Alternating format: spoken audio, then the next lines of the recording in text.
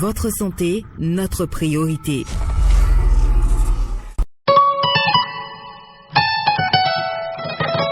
Glissez dans l'univers merveilleux des contes tous les jours à 20h avec l'émission radio la plus captivante. Conte, raconte. Conte, raconte. Laissez-vous transporter par des histoires envoûtantes, des personnages extraordinaires et des aventures sulfureuses. Que ce soit des contes classiques révisités ou des créations originales, nos contes vous feront vivre des moments magiques remplis d'émotions. Ne manquez pas l'émission Conte, raconte. La petite parenthèse à ouvrir ensemble tous les soirs à 20h. Évasion et émerveillement assurés. C'est seulement sur Radio Afrique Santé.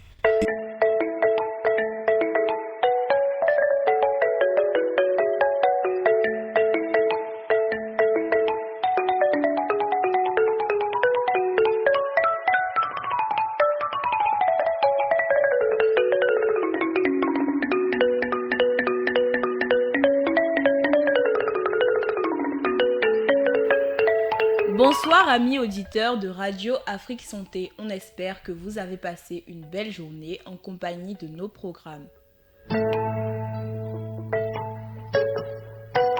On se retrouve pour la deuxième partie du Prince et l'orpheline du recueil Pourquoi le bouc sent mauvais. Si vous ne vous souvenez pas du début de l'histoire, vous pouvez toujours aller revoir la vidéo ou l'écouter sur le site de la radio.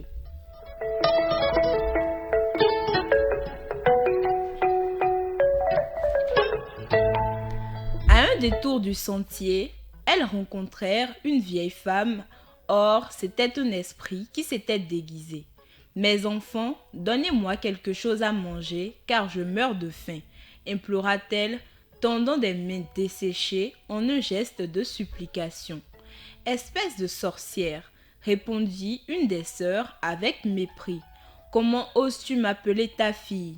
Ma mère est bien plus jeune et beaucoup plus belle que toi, vieille mégère, » siffla une autre sœur. « Retire-toi de notre chemin avant que je ne te prenne pour te jeter dans la brousse, » hurla la troisième sœur. Et les trois sœurs écartèrent brutalement la vieille femme et continuèrent leur chemin, lui lançant toutes les obscénités qu'elles purent trouver et riant de leurs propres réflexions.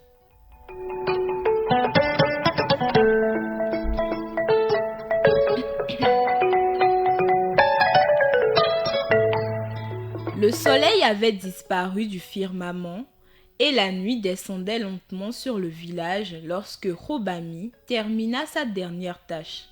Après une rapide toilette, elle enfila les rayons que sa marâtre lui avait donnés.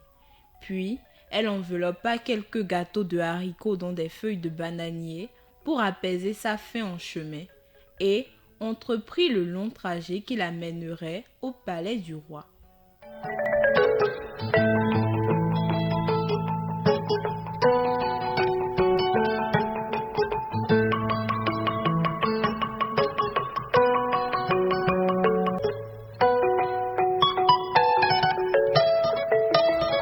Elle arriva bientôt au carrefour dont cette demi-sœur lui avait parlé. Elle s'arrêta, regarda à gauche, regarda à droite, cherchant la feuille de palmier qu'elles avaient promis de mettre au milieu du chemin qui menait au palais. Soudain, un tourbillon s'éleva et enveloppa Robami d'un nuage de poussière impénétrable.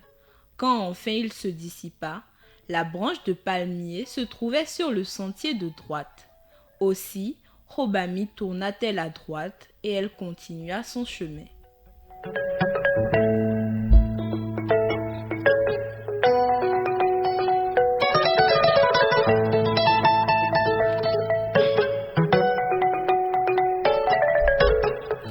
À peine elle eut parcouru quelques mètres qu'elle rencontra la vieille femme que ses sœurs avaient insultée et ridiculisée.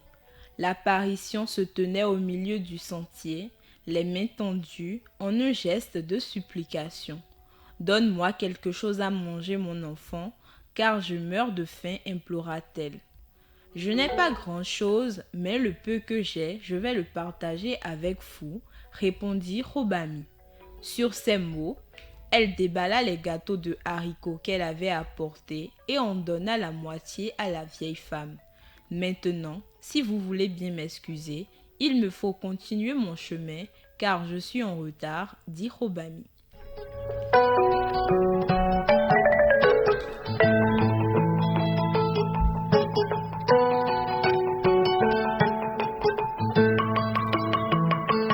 Où te rends-tu à cette heure tardive de la nuit demanda la femme. Au palais du roi, pour tenter ma chance et essayer de deviner le nom du beau prince, répondit Robami. Mais maintenant que j'y pense, continua-t-elle, je n'ai pas la moindre idée de ce que peut être le nom du prince.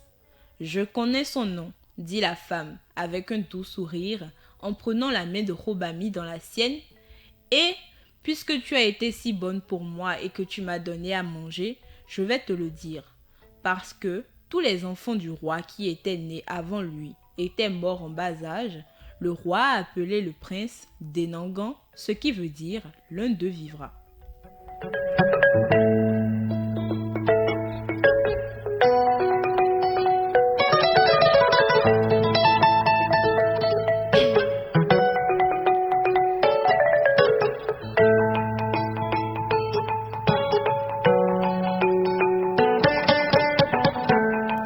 Robami se confondit en remerciements et pria la femme de lui en dire davantage sur le prince. Mais celle-ci disparut, laissant Robami hébété, en proie à la plus vive curiosité. Quand Robami parvint au palais royal, la dernière candidate s'éloignait tête basse, toute honteuse, pour rejoindre la foule de jeunes filles chagrines qui n'avaient pas réussi à deviner le nom du prince.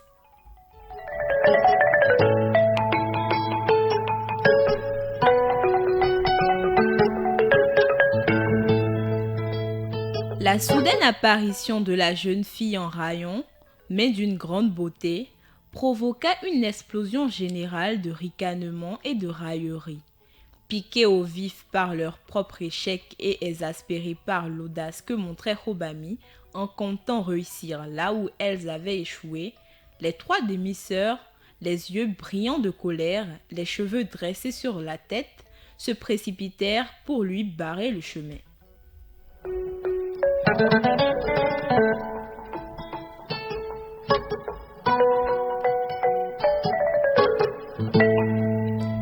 Le devin du roi, qui dirigeait la cérémonie, se leva d'un bond, ordonna aux sœurs de rejoindre le siège et imposant le calme à la foule, il fit signe à Robami de s'avancer. « Connais-tu le nom du prince ?» lui demanda-t-il avec un sourire rassurant. « Denangan, tel est son nom, balbutia-t-elle, le cœur battant la chamade.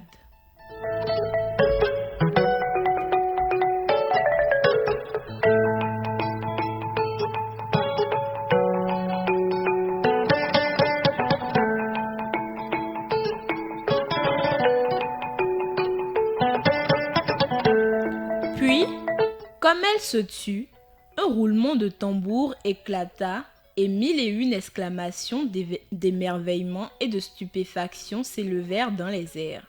Le beau prince sortit de la chambre secrète où il avait été confiné pendant la cérémonie et se dirigea vers Robami, les bras grands ouverts, le visage illuminé d'un sourire radieux.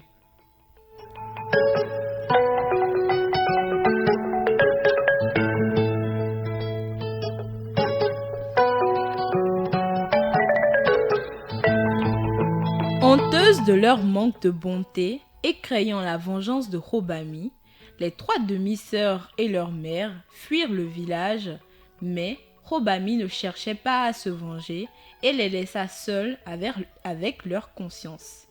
La cruauté de la belle famille de Robami fit l'objet de nombreux chants qui poursuivirent les fugitives comme une malédiction tout au long de leur vie.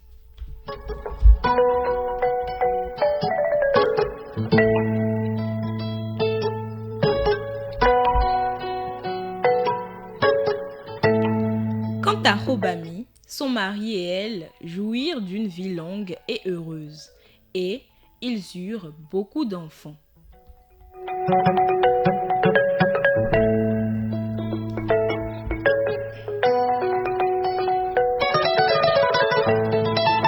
Bon à savoir, ce conte est une proche variante de Cendrillon. Dans la culture fon, on appelle marâtre la personne qui a la responsabilité d'un enfant, qu'il y ait un lien de mariage ou non. On dit que les orphelins jouissent d'une protection surnaturelle qui leur est donnée par le parent décédé et quiconque leur inflige de mauvais traitements sera puni.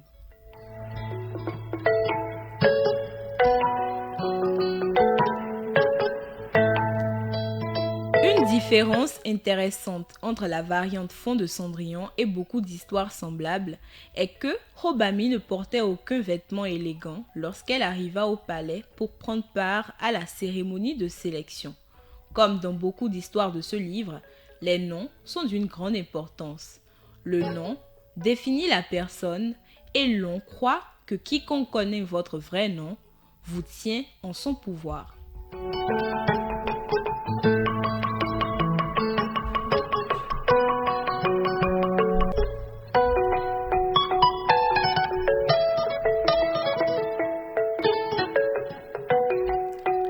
Merci de nous avoir suivis. J'espère que vous avez aimé l'histoire et que vous avez retenu quelque chose.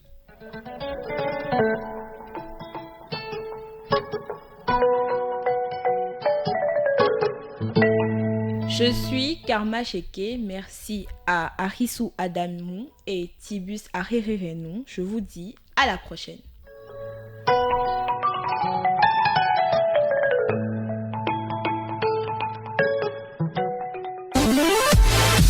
La meilleure radio, c'est celle que vous écoutez. Radio Afrique Santé, votre santé, notre priorité.